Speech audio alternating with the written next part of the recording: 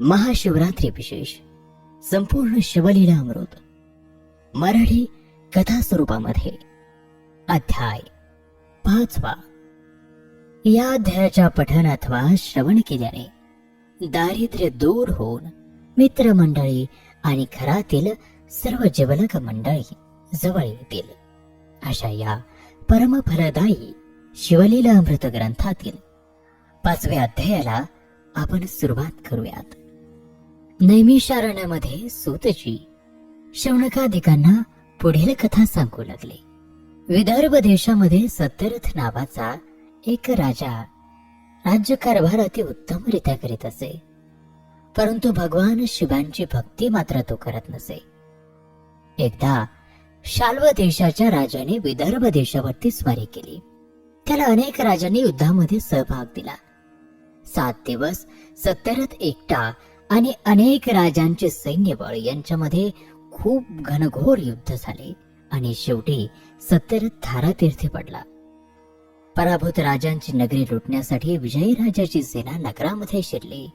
भीतीने राजपरिवारातील सर्व मंडळींप्रमाणेच सत्यरथाची राणी त्या राजवाड्यातून निसटून वनमार्गाकडे एकटीच पळू लागली. त्यावेळी ती गरोदर होती आणि पूर्ण दिवस भरलेली होती. अंगावरती मौल्यवान वस्त्र, दागिने अशी ती अतिशय सुंदर राणी. परंतु या क्षणी तिची अवस्था फार दयनीय झाली होती. भयाने पळताना तिच्या कोमल पायात काटे रुतत होते. धावताना मूर्छा येऊन ती पडत असे. नाव इंदुमती, परंतु वदन चंद्र म्लान झाला होता. जिच्या अंगठ्याचे दर्शन सूर्याला होत नव्हते ती अनाथासारखी वनात आश्रयासाठी भटकत होती. नळराजाची दमयंती किंवा भिल्लिनीचे रूप घेतलेली पार्वती ज्याप्रमाणे असहाय्य होऊन वनामध्ये फिरत होत्या, त्याचप्रमाणे या इंदुमती राणीची अवस्था होती. अत्यंत थकलेली, तहानेने व्याकुळ होऊन ती एका वृक्षाखाली बसताच प्रसूती वेदनांनी तळमळू लागली. जमिनीवरती गडबडा लोळू लागली. दिनमानी मदतीसाठी पाहू लागली, परंतु कोणीही पाणी आणून देण्यासाठी तिथे उपस्थित नव्हते. असंख्य दासींची ती राणी, परंतु या अवस्थेत ती एकटीच होती. कर्मगती किती गहन असते पहा. वेदना वाढू लागल्या. ती प्रसूत होऊन मुलगा जन्माला आला. प्रसूती पूर्ण झाल्यावर मुलाला ती तिथेच सोडून रखडत खुरडत पाणी पिण्यासाठी सरोवराच्या उतरत्या किनाऱ्यावरून थोडी पाण्यामध्ये उतरली आणि तोच दुर्दैवाने एका सुसरीने तिला खसकन पाण्यामध्ये ओढले आणि त्याच ठिकाणी तिचा अंत झाला. ज्या राजपुत्राच्या जन्माने साऱ्या नगरीमध्ये आनंद उत्सव साजरा झाला असता, तो राजपुत्र अनाथ, एकाकी असा जंगलामध्ये आक्रोश करीत होता. योगायोगाने उमा नावाची एक विधवा ब्राह्मण स्त्री आपल्या 1 वर्षाच्या मुलाला कडेवर घेऊन अरण्यातून जात असताना रडण्याचा आवाज तिला ऐकू आला. नाळही कापली नाही असा नुकताच जन्मलेला एक सुंदर आणि बाळसदार मुलगा पाहून तिला आश्चर्य वाटले. हे मुलाला इथं कोणीवर टाकलं असेल?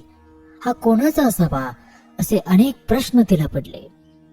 मात्र तेवढ्यात भगवान श्री शंकर यती रूपाने प्रकट झाले आणि म्हणाले, कोणताही विकल्प मनात न धरता या मुलाला घरी घेऊन जा. हा क्षत्रिय राजपुत्र आहे, मात्र कोणालाही कळू न देता तुझ्या मुलाच्या बरोबरीने याचे संगोपन कर. उमा स्वतः अनाथ होती. भिक्षा मागून ती मुलाची आणि स्वतःची पोट भरीत असे. तिच्या मुलाचे नाव सुचिव्रत. या मुलाचे नाव तिने धर्मगुप्त ठेवले. फिरत फिरत 2 मुलांना घेऊन ते चक्रा नगरीमध्ये आले. नगरीत भिक्षा मागता मागता ते एका शिवालयापाशी आले. तेथे शांडिल्य ऋषी ब्राह्मण समुदायामध्ये बसून विधीपूर्वक भगवान शिवांची पूजा करत होते. उमा क्षणभर उभे राहून पूजेचा सोहळा पाहत राहिली आणि तेवढ्यात ऋषींचे लक्ष तिच्याकडे गेले आणि ते म्हणाले, पहा, कर्म कसे गहन असते. त्या स्त्रीजवळ असलेला तान्हा मुलगा एक राजपुत्र आहे, परंतु आज तो अतिशय दीन अवस्थेत आहे. शांडिल्य ऋषींचे उद्गार उमेच्या कानावरती पडताच तिला चैन पडेना. ती धीर धरून पुढे झाली आणि पटकन ऋषींचे पाय धरले आणि म्हणाली, ऋषीवर्य, आपण त्रिकालज्ञानी आहात. खरंच या मुलांचे पूर्ववृत्त, त्यांचे माता पितरे कोण? ते जिवंत आहेत का हे सर्व मला सांगा. तेव्हा शांडिल्य ऋषी म्हणाले, विदर्भ देशाचा राजा सत्यरथ याचा हा मुलगा, पूर्वजन्मी राजा सत्यरथ, एक राज्याचा पराक्रमी राजा. एकदा त्याच्या नगरीवर शत्रूने हल्ला केला. हे वृत्त सैनिकांनी त्याला सांगितले. त्यावेळी तो प्रदोष समय म्हणून शिवापूजन करीत होता. मात्र हे वृत्त कळताच तो शिवापूजन अर्धावट टाकून उठला आणि तोपर्यंत प्रधानाने शत्रूंचा पराभव करून त्याला बंदी म्हणून राजासमोर आणले. कसलीही प्राथमिक स्वरूपाची चौकशी न करता राजाने त्याला रागाच्या भरात शत्रूच्या खडगाने शिरच्छेद केला आणि पूजा पूर्ण न करता तसाच भोजनासाठी निघून गेला. त्यामुळे राजा सत्यरथ या जन्मी अल्पायुषी होऊन शत्रूंकडून तो मारला गेला. या मुलाच्या मातेने म्हणजे सत्यरथाच्या पत्नीने इंदुमतीने पूर्वजन्मी आपल्या सवतीला मारले होते, म्हणून या जन्मी ती सुसर होऊन तिने राणीचा सोड उगविला.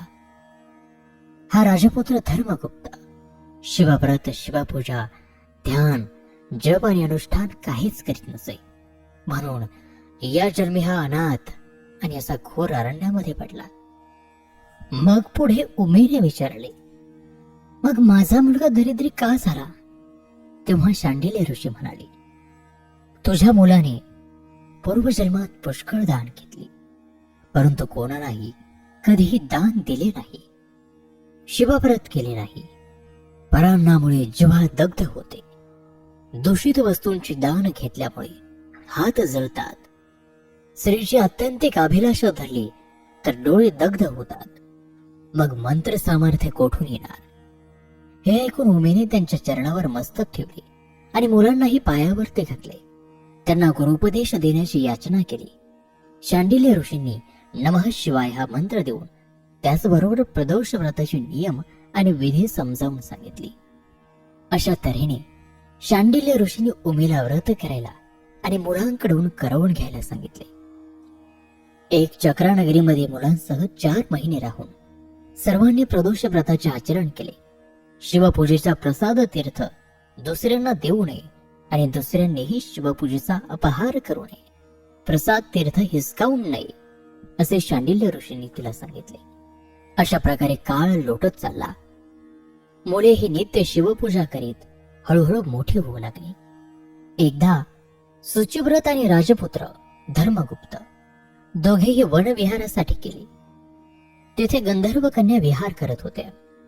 राजपुत्र त्यांच्याकडे न्याहाळून पाहत असताना सुचिव्रताने त्याला परस्त्रियांकडे असे पाहू नये असे सांगितले, परंतु राजपुत्र तसे न ऐकता त्या गंधर्व कन्येकडे गेला. त्यातील अंशुमती ही कोद्रबीन नावाच्या गंधर्वाची मुलगी होती. त्या लावण्यवतीला पाहून धर्मगुप्ताचे मन मोहित झाले. राजपुत्राला पाहताच त्या शरीर सौष्ठव, तारुण्य आणि सौंदर्य पाहून साक्षात चंद्र क्षीरसागरात आपल्या मुखावरचे कलंक धुवून आला की काय असे गंधर्व कन्या अंशुमतीला वाटले. तिचे मन विचलित झाले. राजपुत्राशी एकांतात बोलण्यासाठी अधीर झाल्यामुळे तिने आपल्या बरोबरीच्या सख्यांना दूर दुसऱ्या उपवनामध्ये सुगंधी फुलं आणण्याच्या निमित्तानं पाठवले. त्या जाताच वृक्षाच्या डहाळ्या पानं पसरून आसन तयार केले आणि त्यावर ते बसून राजपुत्राला खुनीने तिने जवळ बोलावले. आपले मन आवरीत ते सलज्ज होऊन म्हणाले, शृंगार सरोवरात तुझे राजहंसी म्हणून राहीन. तुझा बदन चंद्र पाहून माझा मन शकूर नाचत आहे असे म्हणून आपल्या गळ्यातील तेजस्वी आणि मौल्यवान अशी मोत्याची माळ त्याच्या गळ्यामध्ये घालून त्याच्या पायावरती डोके ठेवत ती म्हणाली, मी काया वाचा आणि मनाने तुम्हाला वरले आहे. या क्षणापासून मी तुमची पत्नी आहे. धर्मगुप्त तिला म्हणाला, तुझे मनोरथ कसे पूर्ण होतील? मी अनाथ आहे, राज्यभ्रष्ट आहे, निष्कांचन आहे. तुझे माता पिता आपल्या या विवाहाला संमती देणार नाहीत. तेव्हा ती म्हणाली, मी 3 दिवसांनी परत येईल, तुम्ही त्यावेळी तयार राहा.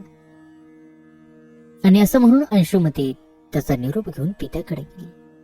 राजपुत्राने घरी जाऊन सुचिव्रताला सर्व हकीकत सांगितली. ते दोघे उमेकडे गेले. उमेला सर्व कळताच त्याला खूप आनंद झाला. शिवभजन सफल होत चालले आहे असे ती म्हणाली. ठरल्याप्रमाणे तिसऱ्या दिवशी राजपुत्र धर्मगुप्त शुचिव्रताला घेऊन त्या वनामध्ये पुन्हा गेला. गंधर्वराज कोद्रवीण आपली कन्या अंशुमती आणि परिवारासह वनामध्ये आला.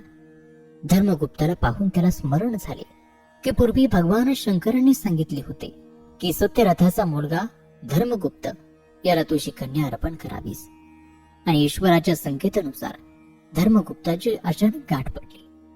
त्याला फार आनंद झाला. त्याने यथाविधी अंशुमती आणि धर्मगुप्तांचा विवाह करून दिला. दोन्ही पुत्रांसह उमेचा वरमाई म्हणून मोठा मान सन्मान केला. शृंगारलेल्या हत्तीवरून त्यांची पाठवणी केली. धर्मगुप्ताने गंधर्व सेनापती आणि विशाल सेना घेऊन आपल्या पित्याचे राज्य विदर्भ देशावरती आक्रमण करून पित्याच्या वध करणाऱ्या दुर्मर्ष राजाचा पराभव केला आणि त्याला आपले मांडलिक केले. तो पुन्हा विदर्भ देशाचा राजा झाला. त्यानंतर शुचिव्रत, पत्नी अंशुमती, माता उमा यांच्यासह पुष्कळ वर्ष आनंदाने राज्य केले.